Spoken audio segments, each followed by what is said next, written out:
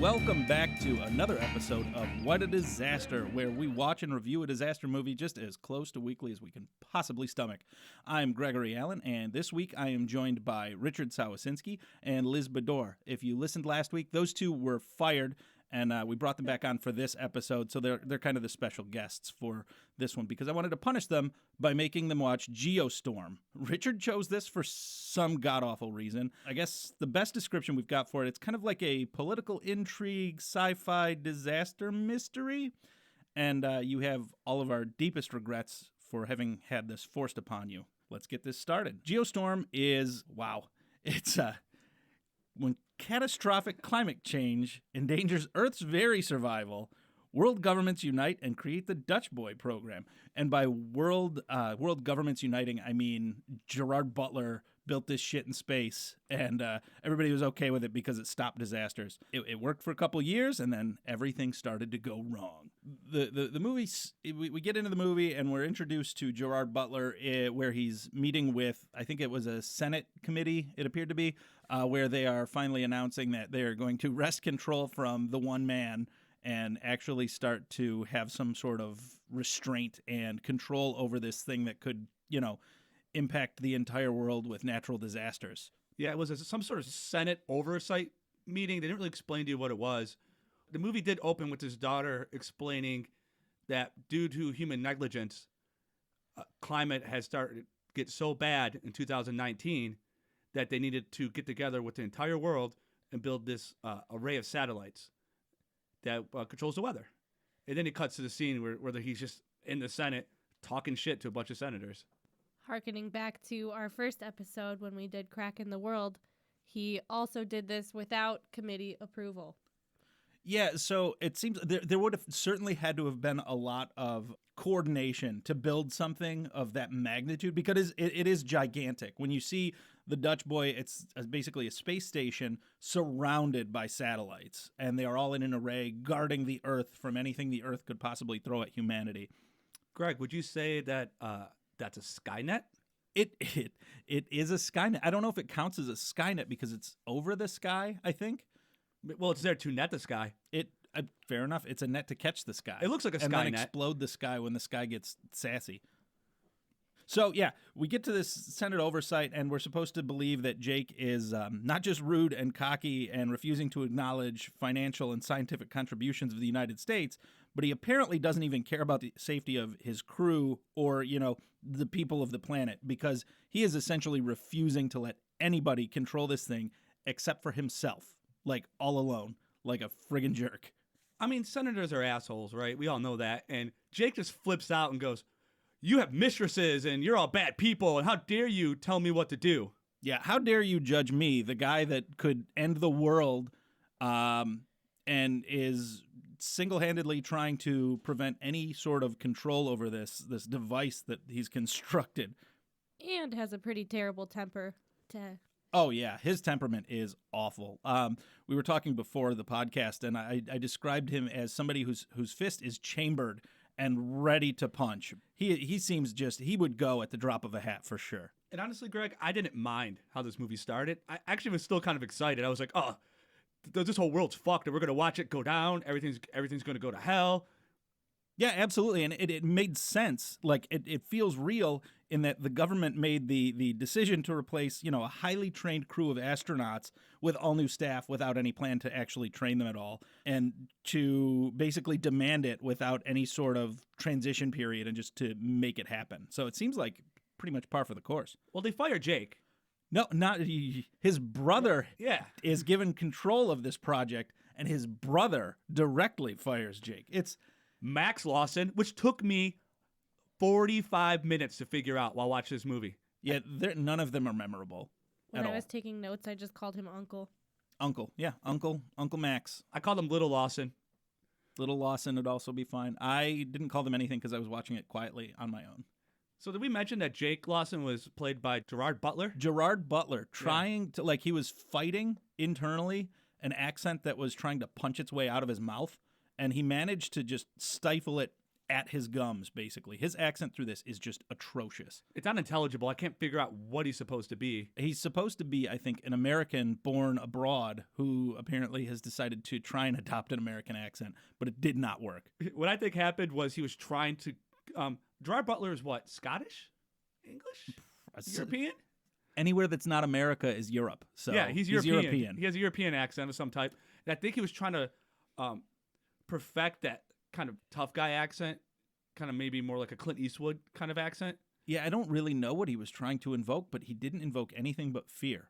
Fear that somebody could I could encounter someone like that in real life who speaks like that, and I would be very concerned for their mental health. He is Scottish. He's Scottish. We've got confirmation that he's a Scot. You know what? And what's funny is they write it into the script because they couldn't explain the fact that he sounds so stupid. The test audiences hated this movie, and they probably said, "Why does he sound so stupid?"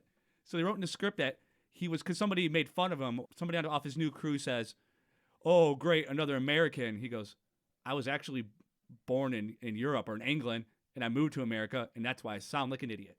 Yeah, and I don't know that he confirms that he sounds like an idiot, like directly, but you know he can tell in his heart of hearts that he sounds like a fool. So as the movie kind of wears on, basically we get it 3 years later, and boom, we're into our first, we'll call it oddball disaster, which is a very focused disaster, actually. Fuck you, Saudi Arabia. Yeah, it's like gone. One. It was Afghanistan. It was one village in the middle of Afghanistan that they got some snowfall and apparently enough freeze, like a temperature cold enough to freeze human beings where they stand. I don't know how cold that has to be, but I imagine it's got to be awfully fucking cold. I kind of thought the whole thing, like a geostorm, what that actually constitutes to me is just opposite weather day. So if you live in a climate where it's normally cold, all of a sudden your ground would just be on fire. And if you live in a climate that's normally warm, you're going to get hit by an ice, I don't know what you would call that. So like if you have moderate weather, you'll just get hit with more moderate weather? Tornadoes, I guess, just bigger tornadoes. Oh, tornadoes. Instead of tornadoes, you get reverse tornadoes, which are even bigger, I guess, because the outside is the tornado instead of the inside. So about this scene in the desert, I thought one of the most stupid parts of it was they have these soldiers or something that are walking around the village. Yeah, it's a UN task force. Okay, UN task force, people that are supposed to be trained and used to this kind of thing. But there's this one guy who reaches out and touches the arm of one of the victims of this weather anomaly. I would like to ask, I'm going to pose this question to you, and it's nothing, but how do you get used to seeing frozen people in the middle of the desert? That's true. There's no training for that. I mean, were it me there as a soldier, I probably wouldn't go out and touch one. Oh, for sure. I wouldn't touch any of that stuff. I wouldn't even have touched the snow. I'd have just gotten back in the truck and been like, I'm done here. The arm had to fall off, but nobody's going to touch a frozen dude. They have no reason. You have no idea how they even froze in the first place. You could have the bird land on it or something and had the arm fall off. That would have been much cooler. Yeah, you'd think medics maybe would have been called like pretty quickly to help with potentially survivors if there are any. They don't know that there are no survivors. They're just in there touching people, touching frozen people. What was that guy thinking? He's just like, oh, this guy looks fucked. I should poke it and see what happens. So yeah, if you are in the UN and you're ever being sent out to secure an area or something, investigate first, touch stuff later. Pretend you're in a museum and you don't have permission to actually touch anything. That would be ideal. That applies to any crime scene or any incident scene. Pretty much anything in general. Don't touch until you have permission. That's a good rule for life, Fair right? enough, yeah. And that's why I drink Tangerine Space Machine, because sometimes I also need to forget. Okay, so apparently we're going to jump right into this. We have decided that as part of the podcast now, we are going to try a beer that kind of fits the theme of the movie. As best we can. There aren't always going to be winners like this one. This is actually New Holland Brewing.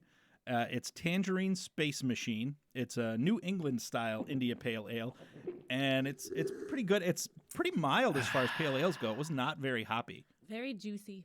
Definitely juicy. 6%. That's a lot of percent.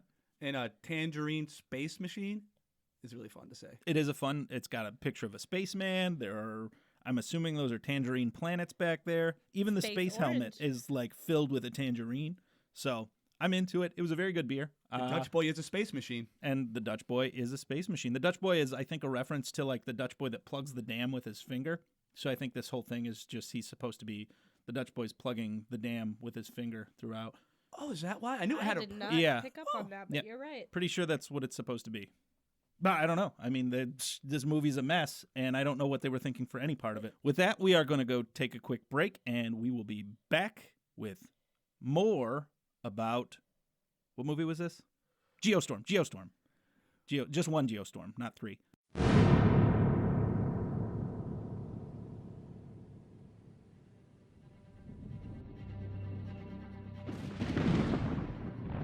Everyone was warned, but no one listened. A rise in temperature, ocean patterns changed, and ice caps melted. They called it extreme weather. They didn't know what extreme was. In the year of 2019, hurricanes, tornadoes, floods, and droughts unleashed a wave of destruction upon our planet.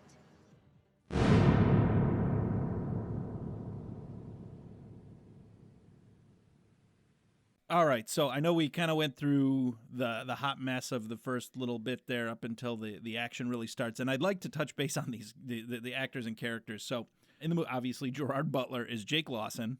He's a satellite designer, former ICSS commander, and he's got a little daughter. He is terrible and ready to punch people and very shouty.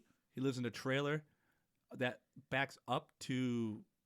What, I'm assuming rockets? Cape Canaveral, maybe Cape Yeah, Canaveral. in Florida, Cape Canaveral. Yeah. That's they shoot the things into the space, and there's like fire and stuff out of the things.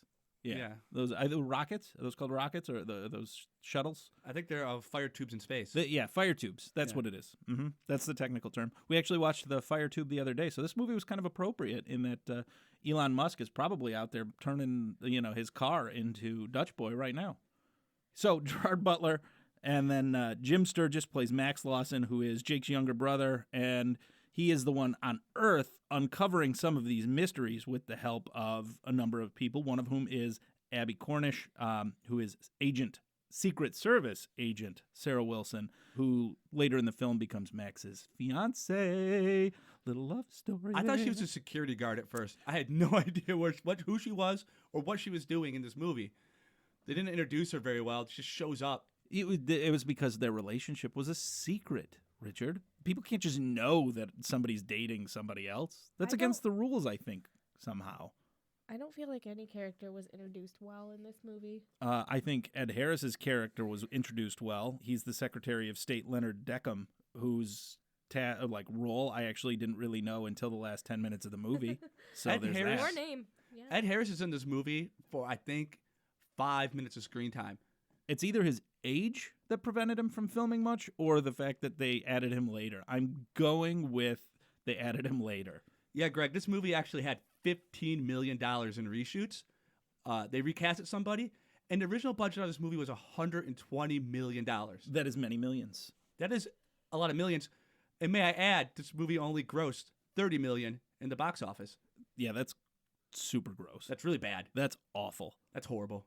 That's what they call losing money. I They think. should be embarrassed that they made this movie. You know, I don't mind movies like Cracking the World or maybe an asylum film like Sharknado because they're trying to make the best movie they can with the money they have available, right? Yeah, but you know what? Here's the thing: the people that were involved with making the movie probably all did fine. The people that funded the movie are the ones that are really upset right now. Studios make movies like this to make a loss, and that's like they're laundering money. It's this weird. Or do they use play. it to prevent having to pay taxes on the stuff they made extra bucks on? Yes, because they're going to make money off this when it hits DVD and stuff. So they go ahead and they lose money at the box office, so they don't have to pay taxes on the stuff that they make tons of money off of.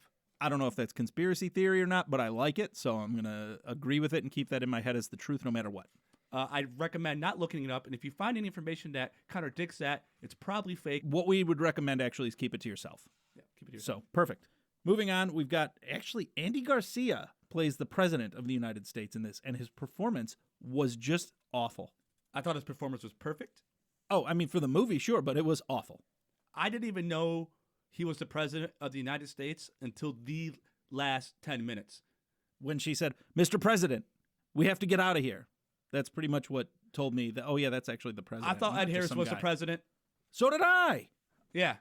Spoiler alert, Ed Harris is not the president, and he's an incredible shot with the rocket launcher. It was actually not him. It was a soldier that was with him. Really? Yeah. That was Ed Harris's car, though, right? The one that blew up? No, the one that he was pulled the it rocket was a launcher taxi out cab. of. Oh, yeah. I would assume it was either Ed Harris's or the guy that was Just the rocket launcher. So- Rolling around in the trunk of his car, just bouncing up against the seat. Yeah, it was. Yeah, I don't know what the rules are when you move those, but I feel like it probably was violating at least some of them. It drove me crazy because they were at a rally where the vice president was supposed to be there. Ed Harris could have just been the vice president. That would have made a lot more sense. Why would the Secretary of State try to murder everybody to be president? Because he has to kill a bunch of people for the line of succession.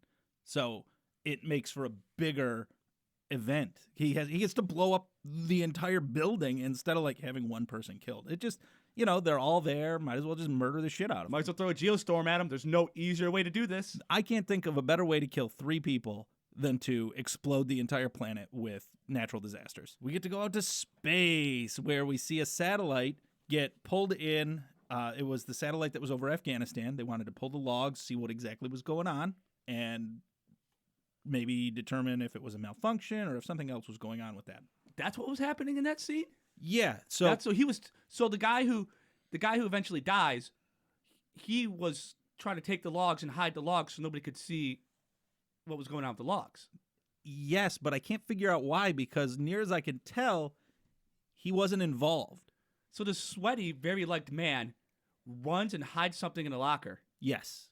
And then gets, honestly, my favorite part of the movie, gets blown out the I'm hallway. So done with airlocks in space movies. Like, if you're in space, you don't have to get sucked out of an airlock. It doesn't have to happen. Stop it.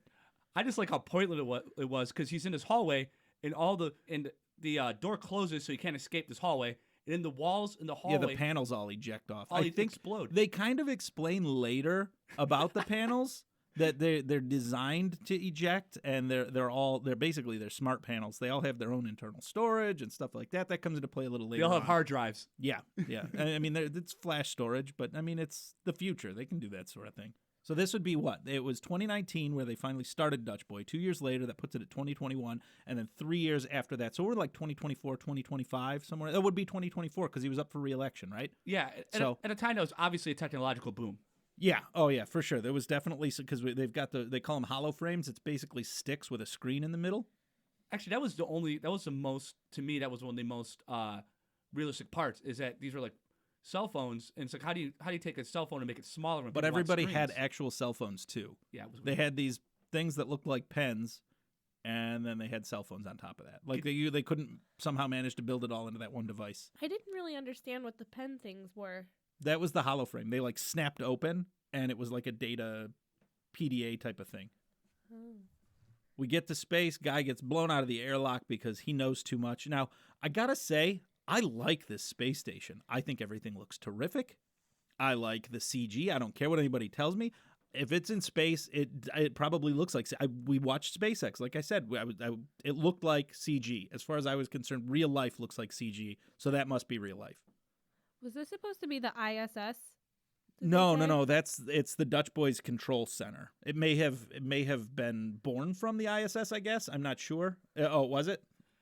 I think they're using the ISS as a template, and maybe the ISS was part of that. Yeah, I mean, ISS is designed to be. It's designed to be modular. So I imagine they were just plopping it on there and calling it good. Yeah, no, I think the space CGI was done really well. And space CGI is one of the easier things to do because you don't have a whole lot of expectations of what it looks like.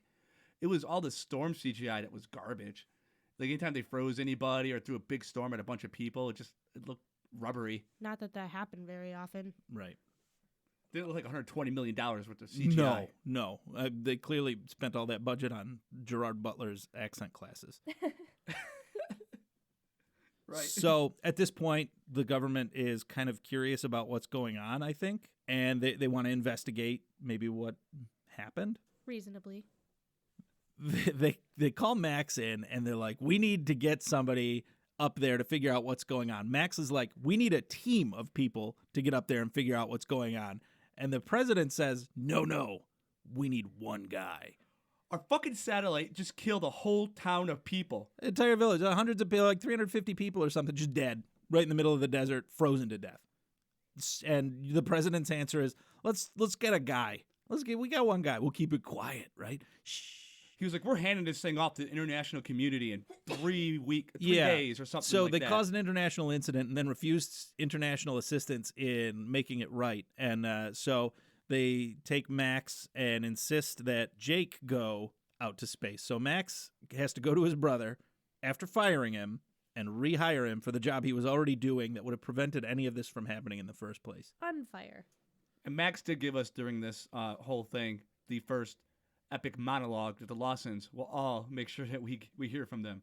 They all teach you a lesson about living your life and how you could be a better person. Yeah, I mean, there are a lot of moral messages in this, and you should be better. Everybody should be better. You should strive to be better, but you need to be just like Max.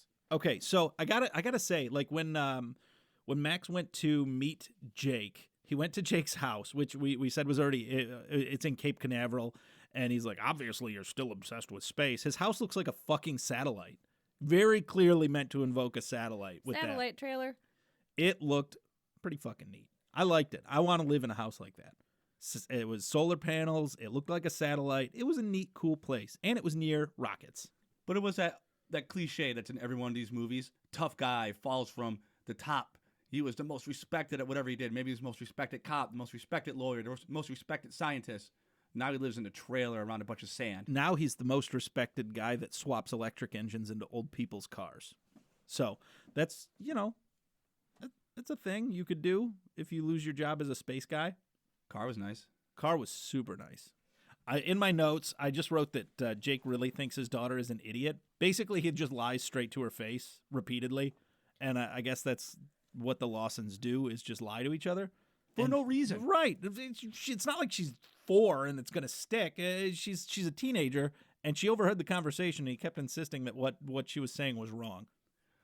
I'm sorry, Dad's got to go into space and save the world. And she was mad about that. Like, what if you don't come back? I only see you once every couple of weeks for a day. Not to minimize the relationship between a daughter and her father, but the world is more important than your interpersonal relationship. He's a fucking terrible dad. He admits to being a fucking terrible dad. It's romanticized that he's a terrible dad. Nobody goes, dude, you shouldn't be a shitty father. They're like, yeah, you are a shitty dad. It must be hard to be a good dad being so smart. Mm-hmm. Mm-hmm. Now we've got to shoot Jake into space.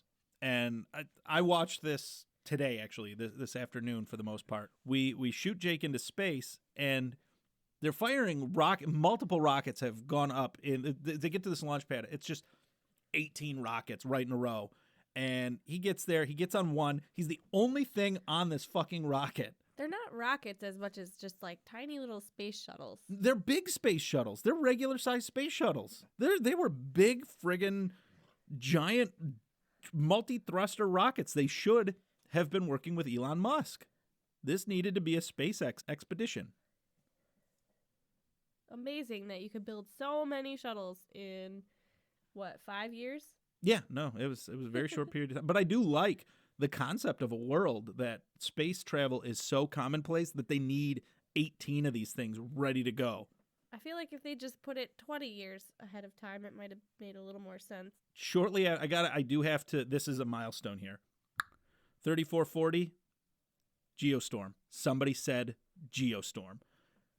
You got that too? Yeah. Yeah. Apparently, somebody's been running these simulations and found the different ways that a geostorm could be triggered. Not somebody, Greg. This is where we find our Asian computer nerd, hilariously named Chang. Yeah, Chang. A Chang reaction. I both love and hate that. But that's basically how he describes what it takes to have a geostorm. Oh, no, they do say the word chain reaction, but... Yeah, He's he part of does it, not so- say a Chang reaction. No, I said that. No, yeah, and I love it. I would write it in my notes if I needed more notes. A geostorm is a chain reaction of extreme weather events. It's a bunch of perfect storms all rolled into one, and it causes a global storm. It's one giant storm, but it's also a bunch of every storm all over the world forever. And it's just very bad news. And like all good conspiracy theories, somebody comes in to try to get the Chang, and when they try to get to him with guns, he hides in a locker, and nobody even looks for him. He just hides in a locker, and he's okay. Next scene. Yeah, he made it out alive, and that's important. That scene. But yeah, so they wipe out Hong Kong too, and I gotta say that was another pretty. I mean, I like all the natural disasters. I don't like all the conversations in this movie. Like, I really liked watching Hong Kong blow up. I like that was watching sweet. Chang try to outrun the fire street. He is an excellent driver. And his little smart car. They destroy Hong Kong to kill Chang. He is the only reason Hong Kong burns. And No. the cat in the freezer too. That was one of the simulations. It had to go Afghanistan, then Hong Kong. You weren't even watching the movie, were you? I tried. The plots kept changing. The plot did change a lot. It would have been much cooler if they were like just targeting people that knew stuff, and that's why they were destroying these individual cities. I would have loved it, and that's what accidentally triggers a geostorm. But no, they didn't go that route at all. No, they targeted our vaguely referred to as enemies. But it seemed to be the like brown every people. country... Yeah, I think you mean anybody that is potentially not white. Right. Yeah. Enemies. I mean, when they introduced Chang, I was like, who's this guy? What's he doing? Like, what's happening in this movie? I just met so many people. Why do you keep introducing me to Yeah, people? there were kind of too many characters. You meet Jake's whole team, who never shows up again, except for the one guy. No. You got so they get to the space station, and after this Hong Kong situation, they go to get that satellite so they can check the logs. And for some reason, every important member of the team, these were all like the team leads. For some reason, all of these team leads had to go into the airlock when the Hong Kong satellite came, so that when it malfunctioned, everybody was at risk. Of course, nobody dies. They could have used some no-name characters and actually had some tension build and maybe have somebody actually die.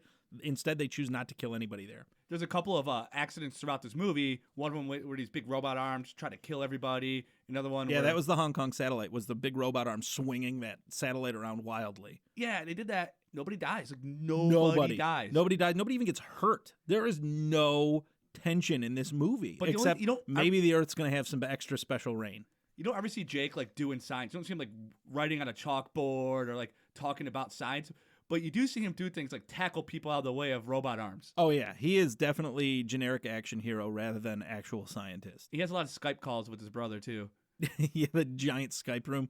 I wonder if We need to dedicate a room to communications instead of having like a little personal TV or one of these hollow frames. Why do we need an entire fucking room for that? I have I don't know, the whole wall. It wasn't even a wall. It was just in the middle of the room, so you couldn't even use the other half. Like, you know, that is a waste of space.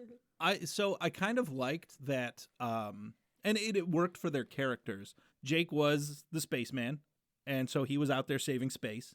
And Max was a more grounded guy, and he was taking care of business down on Earth. Here's the truth. Gerard's not honestly in this movie very much. His scenes are very cut up and very short.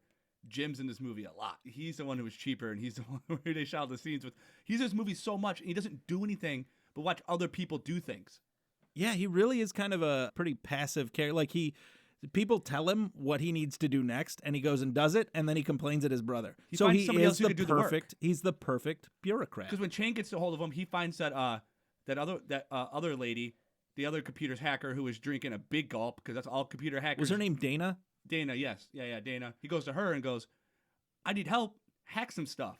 So then she hacks some stuff, because you could just hack some stuff in this movie, and she helps him too, but he doesn't do anything. She works for the State Department as a cybersecurity counterintelligence, so that's fine.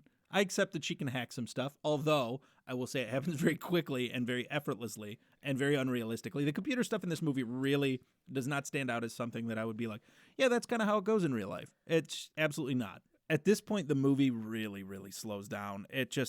Nothing happens, and it just sucks. I have no notes other than scene descriptions. That's pretty much, that's more or less how it goes. Like, there's nothing worth talking about. This whole movie felt like it should have been Nick Cage in the space station. All right.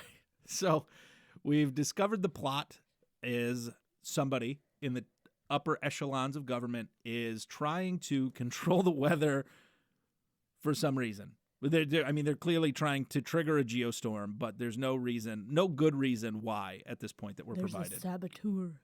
Yeah, we are aware that there's an inside man on the old space station there. This is where I learned that Sarah, Max's girlfriend, Secret Service girlfriend, is the worst Secret Service agent on the planet.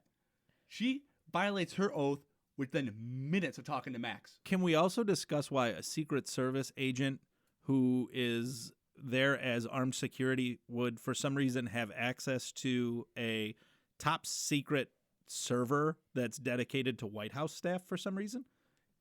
Since when was Secret Service involved in the investigation of crimes? And since when does she have any sort of upper-level IT access? Who's running their IT team there? Why would you need that to protect the president? You wouldn't. Yeah. You absolutely just wouldn't. I agree. Like, her access was unparalleled.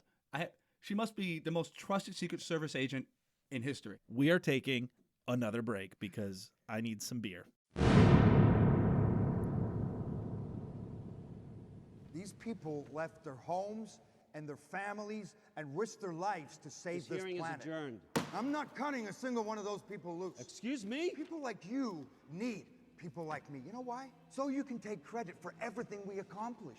So you can go to your constituents This meeting and is your adjourned. cronies and your mistresses and puff out your chest and Sit say, down, hey, please. look at me. Well, I'm looking, Senator. Excuse me. We're all This looking. meeting is adjourned. This meeting is adjourned. Thank you.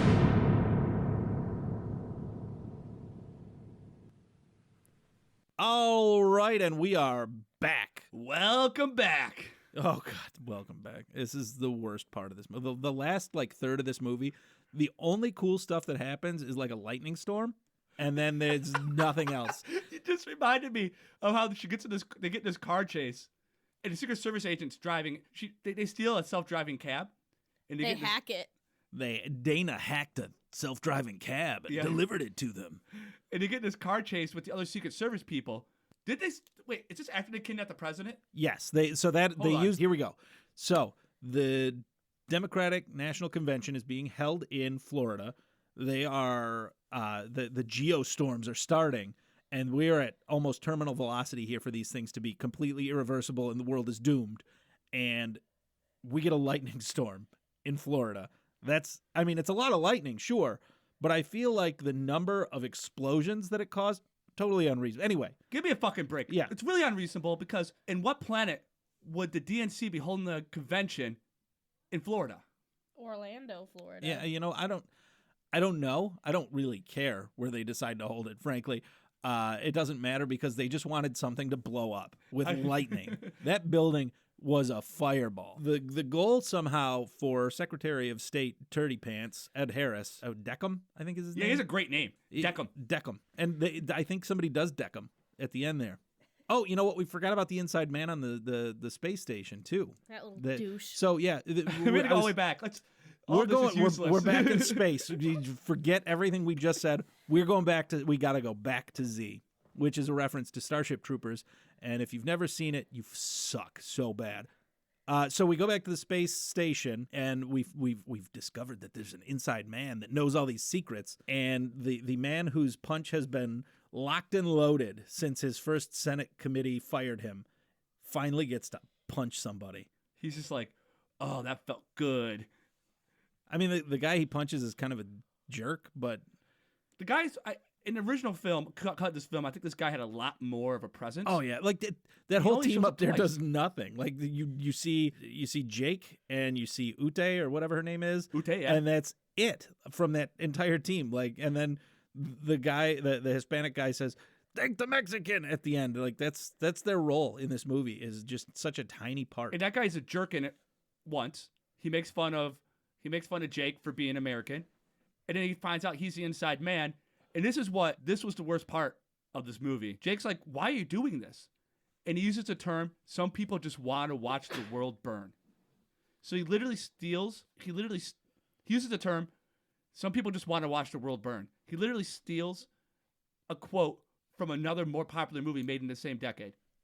I mean, I feel like that turn of phrase has been around longer than that, but I don't know. For $120 million fucking dollars, you couldn't write better, You'd more think that original they could dialogue? sort Then something out there. They didn't, and we all had to watch it, and it was very unfortunate. So this is where we finally discover that. Wait, there's a gun? There's a gun? Oh, there's a gun. Yeah, There's somebody brought some a- shooting, and somebody gets sucked out of a broken window in fucking space. But he dies off screen because the Yet guy's only allowed to another be on camera for 2 minutes in this fucking movie.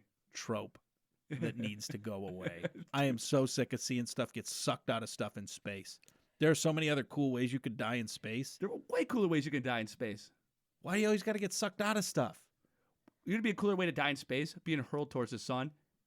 In a but capsule. alive. You're like, yeah, exactly. You're Yeah. in a capsule. You're in a spacesuit. You can't do anything. You're just gone. That's the worst way to die in space. In a spacesuit with plenty of oxygen. That would be kind of a cool way to go at the same time. I'd get probably bored pretty quickly, but initially I would be in awe. And cold. Well, you got a spacesuit, so you're regular temperature probably. Just hungry. Yeah. Thirsty. Do I die? What do I die of? Do I run out of oxygen? I think you first? eventually run out of oxygen. Do but I dehydrate first, or do I die of starvation first? Am I drinking my own pee in space? I think you asphyxiate first. Asphyxiate? Yeah. You think I'd run out of oxygen? I mean, it would probably be the easiest way to go because it would be so gradual that I imagine you would go out without, you wouldn't even realize it. You'd You're just like, be "Is this space "I'm pretty? taking a I can quick take a nap." space nap, guys. I'll be back when I'm dead. So anyways, Jake used to punch a guy. Yeah, hey, so he punches Duncan. it was not satisfying at all, and it wasn't a great scene. And then somebody gets sucked out of the damn window. Douchey little Did he get wimp. sucked out of the window, or am I lumping this in with? He brings a gun onto the space station, and he's a Yeah. terrible shot. He just fires wildly. Okay, If you're gonna bring a gun to a space station, know what you're shooting. but I need you to answer my question. Did he get sucked out of the window, or am I Yes. thinking no, of he didn't get sucked out. Cloverfield? Well, they didn't show it.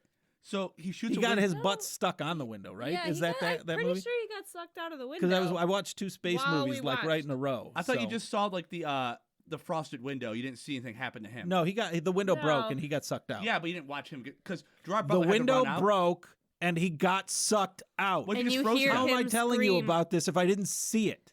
We saw it. You asked me. Why don't you let asked me live my Why'd life? You ask me. You know what? If you already saw it, why'd if you don't even want, if you ask? don't, I was making sure it was the same fucking movie, well, Richard. I was trying to help. Well, you weren't. You were instead denying my memories. You were telling know me what? I'm a big fat liar. Fuck you. Fuck Duncan. And fuck this movie. Yeah, seriously, fuck this movie. That is the primary takeaway at this point, and we're not even done. We're not even done. Secret Service Sarah. Secret Service Sarah. Triple S. Secret Service Sarah kidnaps the president at gunpoint.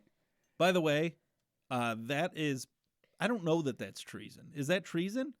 Because he's not the government. I mean, he's a dude. Sure, it's kidnapping the president. Definitely a crime. I'm not suggesting it's not a crime. But does that count as treason? Especially since her intention was not war with the United States? I think if your job's like you're a barista at Starbucks and you kidnap the president, it's not treason. It's just a crime. Okay, just a crime.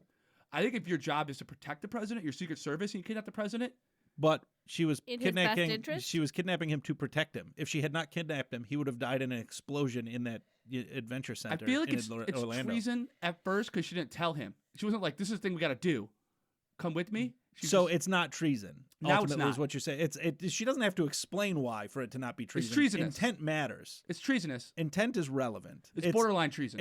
It would be treason if it were to like put him into the Orlando Center and have him blow up, but to take him out to prevent it, not treason. Can we get on board with that? yeah, I get on board with that. So Okay. she kidnaps the president in an act that could be considered treason by people who don't fully understand the situation. Without context, that would appear to be treason. Yeah. And she puts him inside of a self-driving cab that she hacks very quickly. Dana hacked it for them. How dare you? Oh yeah, fuck yeah. Sorry, Dana hacks it. supreme hacker awesomeness from wherever she was, hacked a self-driving cab and gave it to them. Anyway, so she kidnaps the president. Kidnaps the president. Kidnaps him, Kidnaps him. and then it goes through this big car chase, Big was car huge. chase. Just huge. massive car chase, So many cars. Just chasing. and she T-bones a car into a lightning bolt. And she is just so happy to have done it. How does she know that lightning bolt was gonna? I don't think she knew the lightning bolt was coming. She really wanted to kill that fucker, though. Yeah. She was ready to murder those guys. And I don't even know why. Like, presumably she liked them up until that moment. And rather than process those emotions, she leaps right to violence and murder, which is, I guess, probably the kind of person you want protecting you as the president. Because the guys in the car were actually Secret Service. Yes, they were Secret Service. Presumably she had a relationship with them. I think she was their superior based on her level of access to presidential files at the White House. They were corrupt. You see them. Oh, They're absolutely the same corrupt. guys who tried to kill Chang. The Secretary of State turned them and somehow convinced them that it was a good idea for him to destroy the planet. I don't know like what your moral compass is where you're like, we're going to kill 90% of the population of Earth. You just, you help me kill the president. No big deal. No big deal. We forgot to mention Chang died. in all Yeah, this. Chang. So they pushed him into Chang. traffic. Did he get? But he didn't get pushed. Somebody just ran him over when they saw No, him. they pushed him. Oh, did they push him too? Yes, they pushed oh, him. ooh. It was Ooh, I missed that. It was a vehicular homicide equivalent of somebody ducking down behind you while somebody else pushes you over him. And then Oh, like gets the into that plane. same car that just ran you over. Yeah, he knew what was going on. Part of me thought it was kind of nice that they didn't subject any other drivers to this murder. Yeah, it's probably the sort of thing that a truck driver wouldn't appreciate having on their conscience. He came out of nowhere, that guy shoved him. Or insurance. Seriously, that would fuck you up. Could you imagine if you were driving a car and somebody shoved somebody in front of you and you murdered them to death? You don't sleep well that night, right? No, you don't sleep well ever again. Any night.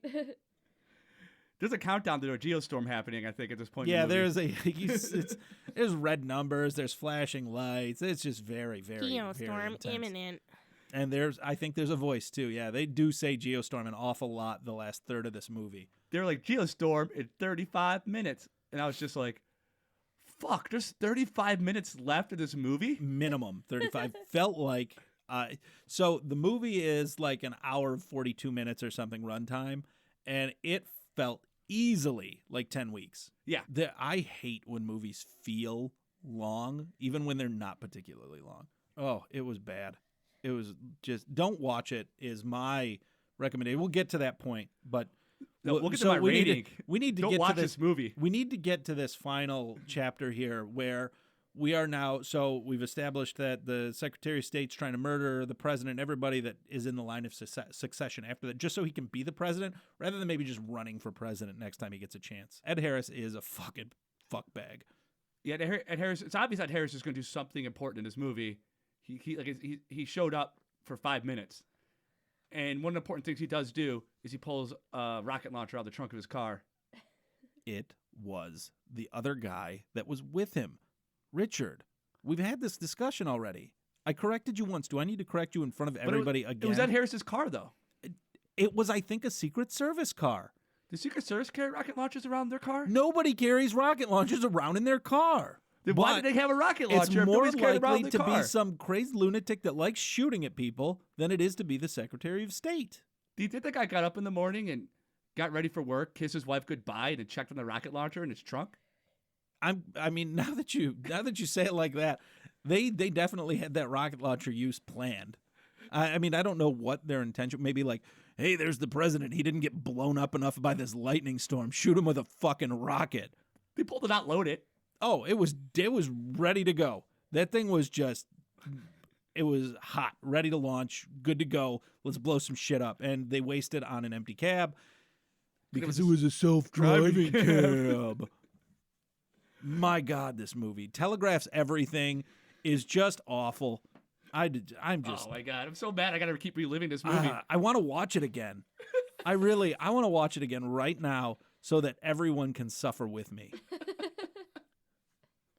All right. So anyway, we get to this point. The Geostorm commencing. So what's happening? There's an important. No, first there's a really important line from the president here, and I've got to assume somebody wrote it down. Well, there's two good lines from the president. The first good line is after she T-bones that car into the lightning bolt, the president goes, "Marry her." Like, fuck you, man. Yeah, put don't that tell me pressure my on damn me. business. That's the only criteria for marriage. I didn't realize that marrying a bloodthirsty maniac was the thing that I had to do. Thanks, Mr. President. Good tip. Deckham gets captured, right? Because you're going to get captured. Your plan was fucking stupid. The fact that you were captured sooner is an indictment on our justice system and our intelligence agencies. Yeah, so many logs should have been in place there. Like, so many checks and balances were just totally bypassed here. Unbelievable. I'm going to say it, man. It's a total, look what's going on in politics now. We're going to make a really heavy-handed statement. I want to make America great again. Yeah. Basically says that. It was pretty heavy-handed. It's There basically that. There was an awful lot of that sensation He was there. like, I blew up all our enemies so that we're the only ones left. It's going to be like America was We just 1930s. kill all the brown people so that we can relive the 1940s. Yeah, he might as well just been wearing a red hat the whole time.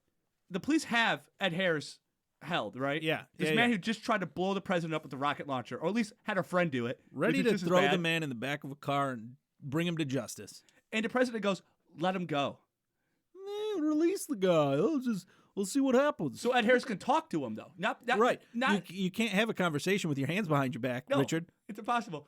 But then the president decks him, and he goes, Because I'm the goddamn president of the United States of America.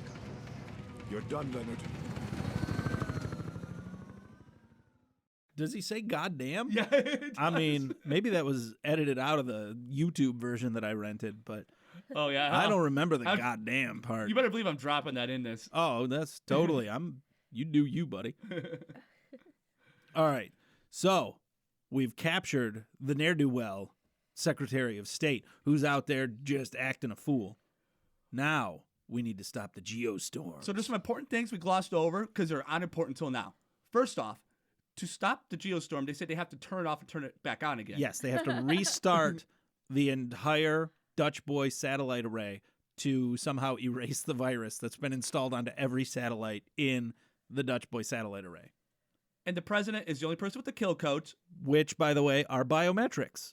But the original plan, because this movie went through a reshoot and somebody didn't edit this film properly, was to get the kill codes while the president was taking a shower.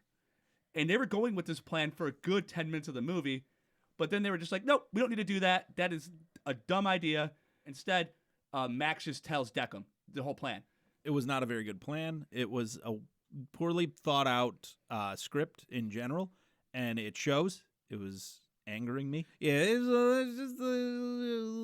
I have some questions about the physics, though, because how cold does it have to be to stop a fucking tidal wave, like a giant ass wave, in its tracks and freeze it ice? Boom, done. How cold does it have to be to freeze a human being's body in a second? Many cold, Greg. Many cold, so many cold, way many colder than we've got in real life Earth. Just some of that stuff was nonsense. We got a space station that's exploding. Because we didn't mention that yet, because there's not enough moving parts in this film. Not a space station that's under self-destruct. Yeah, I mean, as soon as they realized that there was a way for it. Oh, God. Hang on. My head's breaking. This movie sucks. Oh, God.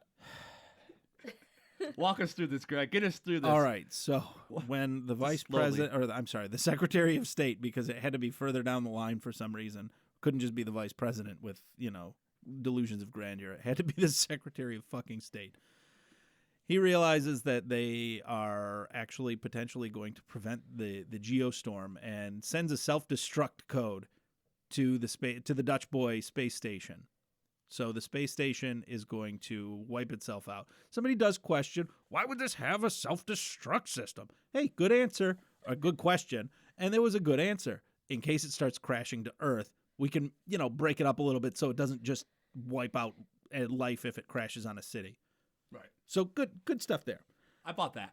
We also have a Geostorm with a countdown forming. And so we need to get these biometrics to the Dutch Boy to shut it down so that they can restart it. And the only way we can do that is the president's fucking biometrics, because why shouldn't one man have the only way to control this thing? Because America built it. It was American paid for. It was an American idea because America, Greg. I'm sorry, I'm ruining it. She is so sick. It's disgusting. Like, I can't even look at her. So I can't look you at got Richard sick. because he's horrible looking, but I really can't look at Liz because she's sick right now. And she's wearing my headphones, which is I can catch that through It's my ears. coming out I of my think. ears. Yeah. She's getting all sorts of ear juice on your Oh, headphones. disgusting. Don't say that. All right, so Next. let's solve some problems. We're almost done with this movie, guys, forever. We got to work out two of these kind of simultaneously. One, we got to self-destruct. It's got about 8 minutes. Yeah. Two, Geostorms are going to start in like 2 8 minutes. And it's about 60 seconds for the president's biometrics to be uploaded to the space station. Start your clocks. There are so many clocks going right it's now. just clocks.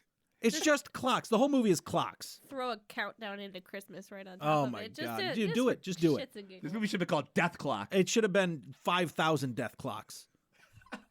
So we got death clocks. We got the president pushing his buttons, beeping his boops to shoot his little finger digits up into the space. And Oh my they God, this fucking finally movie. fucking shut down the space station. When will it end? And they reboot it, and this had to be a to-do for some goddamn reason. I had to watch fingerprints touch a fucking screen. Oh, I gotta show this guy's hand. What was that actor's name? The president? He's Andy Garcia? Andy Garcia. Yes. I have to see Andy Garcia's hand touch a black box. Fucking thanks. Who's also only in the movie for about 3 minutes. I have to watch the fucking lights on the space shuttle shut off. Fucking thanks. And this is where we find out that Ute, who's only been in the movie for about 3 minutes, decided not to evacuate, even though Jake... I don't even care that they evacuated. I'd have preferred that they stayed on that exploding space station. I wish they hate all died. everybody involved in this movie. We're racing the clock. The whole world is in peril. We have, 30 seconds to go? Yeah, man, we gotta restart this fucking thing and stop the geostorms that are, or the storms that are. There's only one geostorm. I'm sorry. We gotta stop the storms to prevent the geostorm. Satellites, boom, we got the finger digits in space. We restart the boops. It's done. Turn We're it off, turn rebooted. it back on again. Exactly. The old IT standby of turn it off, turn it back on. Viruses are wiped out from the satellites. We're good to go. But this is where we find out you need 2 people to do this. The whole time he was going to do it by himself, but he flips the switch off and on, but Ute flushes the virus, whatever that means. Here's the thing. You can only flush the virus while the computers are off, right? So you can't access the viruses or the flushing unless it's off. And I'm so angry that this movie exists still. So once again, Jake puts the whole world in peril for his ego. Oh yeah, he's a cocky son of a bitch. All right, so we've flushed the virus. Just in case I was running running short, let's just make sure. I don't know if Dutch Boy, like, what happens with these satellites? Are they just offline after the reboot, or are they automated? Will they see? They don't discuss it. They don't touch on that. I don't want to talk about it. This movie's terrible. We're done with it. Fuck the Earth. Fuck the Fuck Earth. the climate. We shouldn't Fuck the have fucked with it to climate. begin with. We should have just been better people. Yeah. And I think we should take our medicine. So spoiler alert, they reboot everything and it's fine. Oh yeah. Yeah. By the way, nobody important to the I won't say nobody important, but nobody involved in the movie in any meaningful way dies in this movie. Cheng fucking has 4 lines, and they're all complaining about a cat in a cooler. And other things. He uncovers the whole plot. Whee! He tells it. You know what? Cheng's major role in this, Zeus. He says Zeus, and suddenly that has unveiled the entire plot. I hate in movies when you have somebody dying, and their last word is to help the person further along their lives. Like if I was dying painfully on the road, my last word would probably be like, "Doctor." Yeah, for sure. Like 911. Why are you talking to me? What the fuck are you doing here? I'm bleeding. Call an ambulance. Get help. Get me help, so then I can help all of us. Yeah, seriously, if I'm dying, dude, don't come looking to me for clues. I'm fucking dead. Leave me the fuck alone or call an ambulance. I'm all out of clues. I'll give you a clue when you give me a ride to the hospital. I'll give you a clue. Get help. Oh God, this movie, man. All right. Jake was supposed to die. This was clear through the whole movie that Jake was supposed to sacrifice himself because he's an asshole, right? Yeah, that's his redeeming quality. Jake, exactly. He's reportedly an undependable, useless sack of shit man who's just too cocky for his own good, and there is no way that in the original script of this movie, well, I won't say the original, but the original shooting script for this movie, that he was going to survive that. He's Bruce Willis from Armageddon. He's supposed to die on the asteroid. We have solved the problem of everything, and Earth is at peace, and nobody that matters dies. All right, we're going to go take a quick break. When we come back, we're going to give you each our final thoughts, and we'll go from there. I hope you have a great little break. It's going to be terrific. You're going to love it. So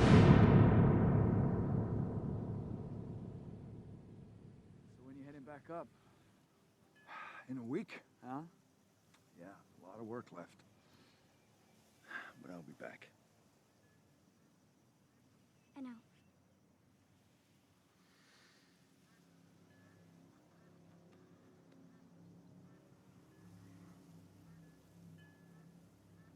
This sucks. Yeah, seriously, this is so boring. You know what? I can't do this for another second. You know, why'd you make us do this in the first place? I don't know, I was trying to relive a moment.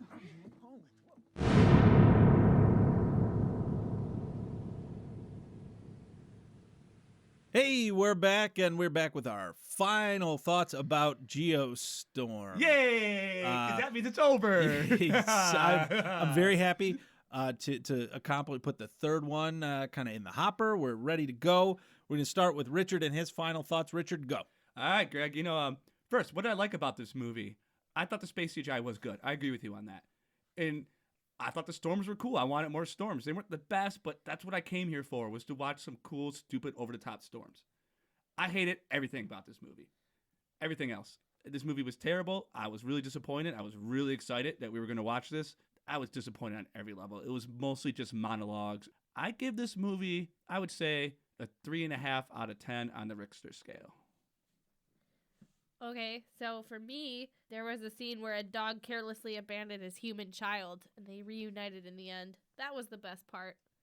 But that accounted for about 1.5% of the film. That If 30 that, seconds of movie is what really That's stood all out to Liz.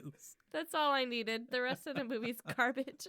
I'm sad I wasted my life on it. And what would you give that on the Lister scale? 2 stars. 2 out of 10 on the Lister scale. That is savage. I almost fell asleep. That burns. Oh, I wish I could have fallen asleep. All right, so now we're on to Papa The Greg's Gregster final scale. thoughts here. And so the things I really enjoyed about the movie, I liked that it was shorter than 2 hours. I was a fan of not having to watch it for much longer than I did. I was a fan of the space CGI at the beginning. A lot of that was pretty cool. I liked the concept of the movie. Could have been done. You shut the fuck up, Richard. Don't even talk. I see you. He's trying to interrupt my shit, just like last week. I'm going to fucking cut you. Anyway, I liked the concept of the movie, having space control, like weather control satellites. Really neat stuff that they did not do nearly enough with.